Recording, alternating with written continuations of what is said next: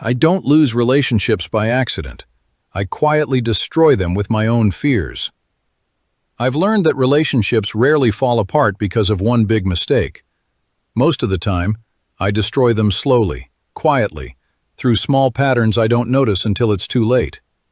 And the hardest part is admitting that many of these patterns come from me, from my fears, my pride, my expectations, and my inability to be honest about what I feel. I ruin relationships when I expect people to understand what I never say.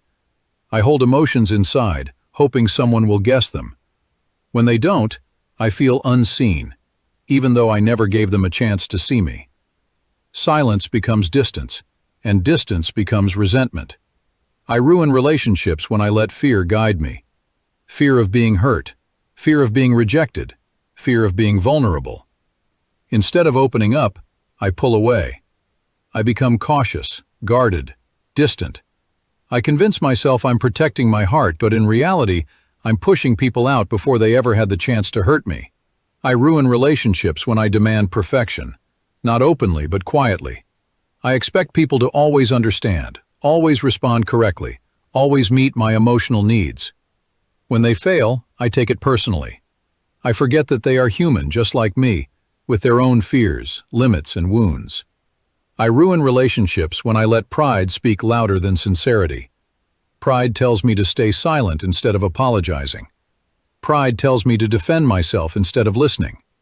Pride tells me to win the argument instead of saving the connection.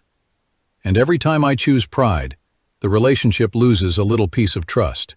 I ruin relationships when I avoid difficult conversations.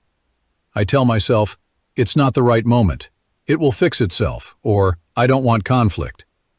But avoidance is not peace, it's slow destruction. Problems don't disappear, they grow in the dark. And when they finally surface, they feel overwhelming. I ruin relationships when I forget that love requires effort. Not dramatic gestures, but simple consistency. Listening, showing up, being honest, being patient. When I stop doing these things, the relationship doesn't collapse instantly. It fades. But the truth is, recognizing these patterns is the beginning of change. When I see how I destroy relationships, I also see how I can protect them. I can speak honestly. I can listen without defending myself. I can choose vulnerability over fear. I can let go of pride. I can show up with sincerity instead of expectations. Relationships don't fall apart on their own. I either nourish them or I quietly break them with my own hands. And understanding this gives me the chance to build something real.